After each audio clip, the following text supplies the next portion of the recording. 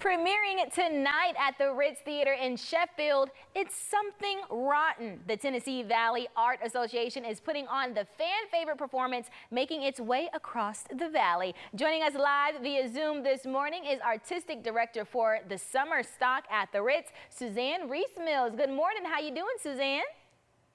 Good morning. I'm doing great. Thank you so much for having me. We are happy to have you and talk all about this play that is going on. Tell us, and for viewers who don't know the story, what is Something Rotten and what can audiences expect? Yes, Something Rotten is a 2015 musical by Carrie and Wayne Kirkpatrick.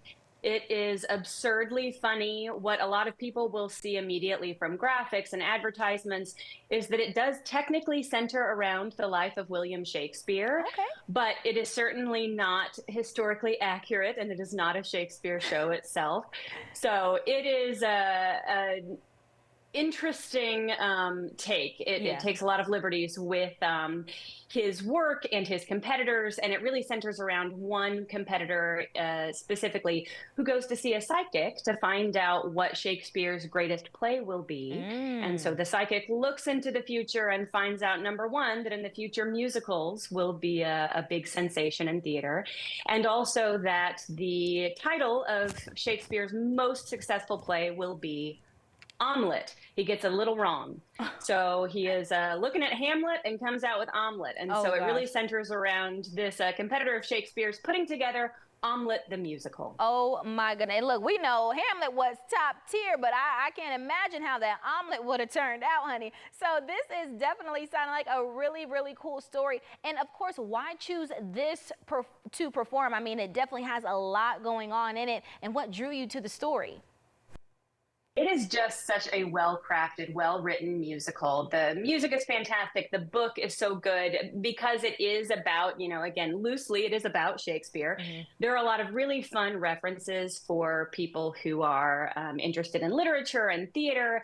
But then the entire show, even for people who want nothing to do with Shakespeare, it is just so much fun. I love a show that feels like a party, and that's what this one is. It's so fun from beginning to end. And for a while, it's kind of been our white whale. My husband and I direct together. He conducts the orchestra and does our music direction, and we have talked about doing this one for years, and it's difficult. It is hard. There are multiple dance choruses. Costuming a period piece is very difficult.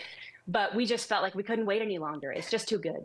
Well, like you said, it definitely sounds like a party at the end of the day, from the dancing and the live music. So I got to ask you, you seem very optimistic, and I know everything is going to go great, but are you nervous for opening night? You know, how is the crew prepping? What's the pep talk like? Yeah, there's definitely always nerves involved. I come from performing myself. I've got my MFA is in performance, and so I find that helps me to relate to the actors and everyone who is actually going out on stage tonight, which I don't have to do.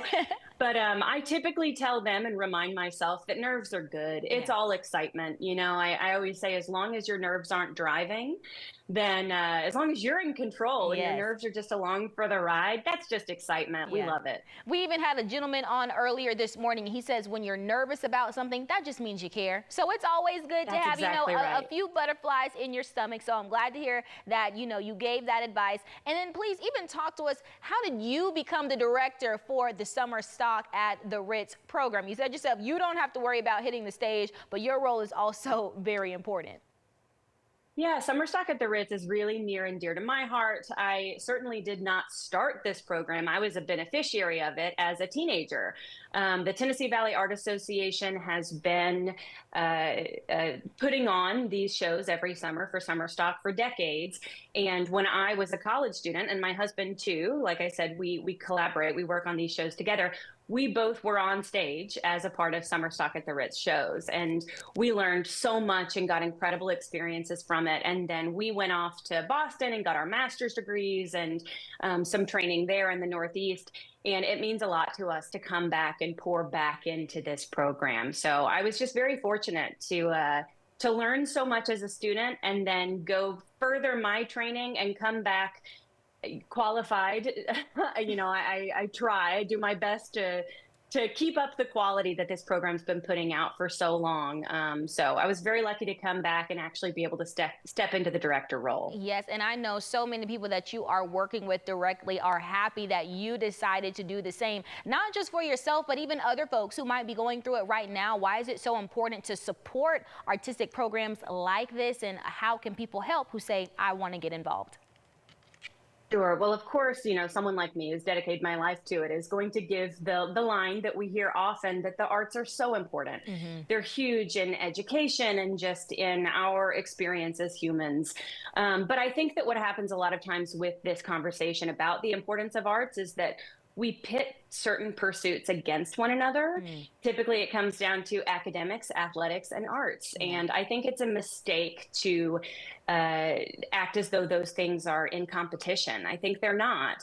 I think academics and athletics are incredibly important. I wouldn't say that the arts are more important, but I do think that a unique challenge for the arts is that sometimes we forget that the arts are as important. Yes. I think that they're just easier to take for granted. And I think a lot of it comes down to the fact that it's fun. People think about theater and singing and dancing. It's like, well, people just do that because it's so fun. And it's like, well, it is fun, but the fun is a byproduct. And so I think it's a mistake to say that fun equals frivolous.